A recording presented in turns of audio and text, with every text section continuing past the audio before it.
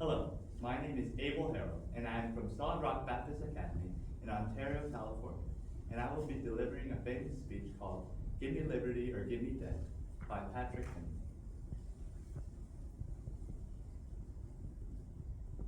No man thinks more highly than I do of the patriotism as well as abilities of the very worthy gentlemen who have just addressed the House.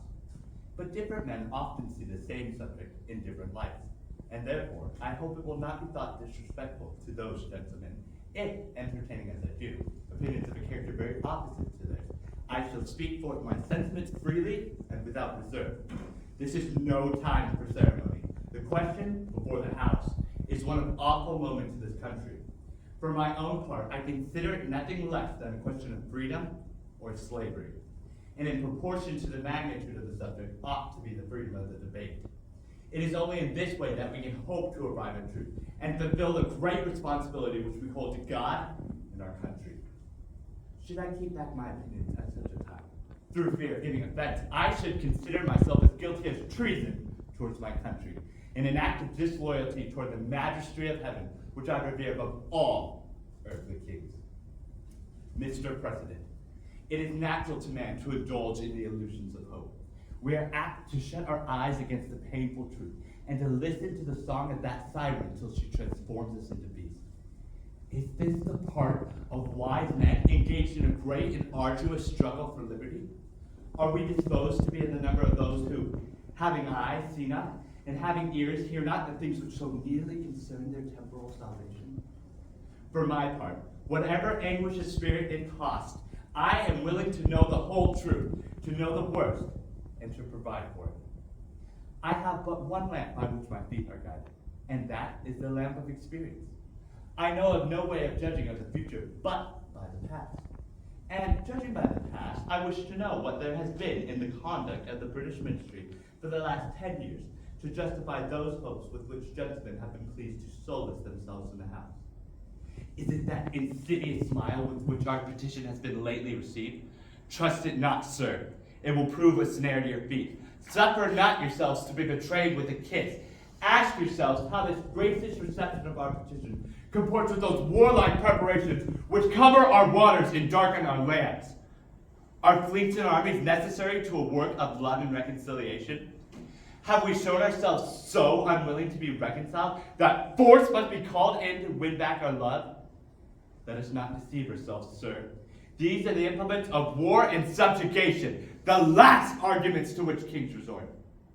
I ask, gentlemen, sir, what means this martial array?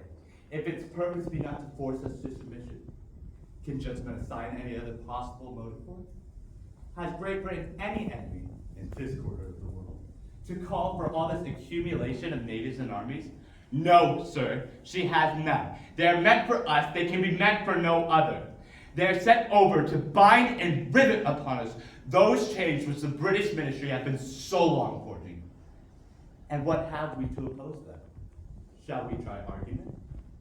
Sir, we have been trying that for the last 10 years. Have we anything new to offer upon the subject? Nothing. We have held the subject up in every light of which it is capable, but it has been all in vain. Shall we resort to entreaty and humble supplication? What terms shall we find which have not already been exhausted? Sir, we have done all that could be done to avert the storm which is now coming on. We have petitioned, we have remonstrated, we have supplicated, we have prostrated ourselves before the throne, and have implored its interposition to arrest the tyrannical hands of the ministry and parliament. Our petitions have been slighted.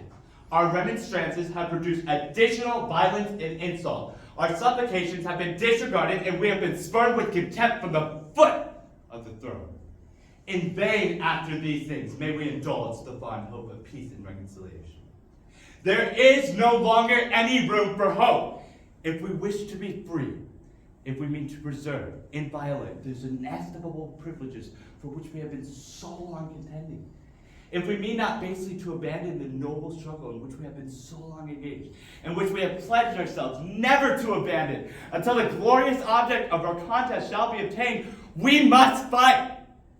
I repeat it, sir, we must fight. An appeal to arms and to the God of hosts is all that is left us. They tell us, sir, that we are weak, unable to cope with so formidable an adversary. But when shall we be stronger? Will it be the next week or the next year? Will it be when we are totally disarmed and a British guard shall be stationed in every house?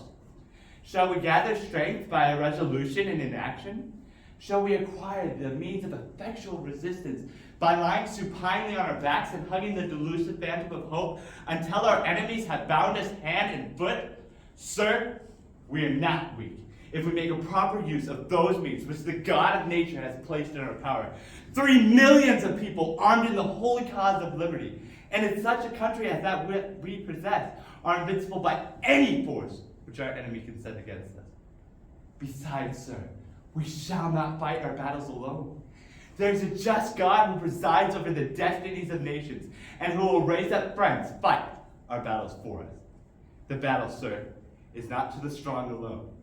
It is to the vigilant, the active, the brave. Besides, sir, we have no election. If we are base enough to desire it, it is now too late to retire from the contest. There is no retreat but in submission and slavery. Our chains are forged. Their clankings may be heard on the plains of Boston. The war is inevitable, and let it come. I repeat it, sir, let it come. It is in vain, sir, to extenuate the matter. Gentlemen may cry, peace!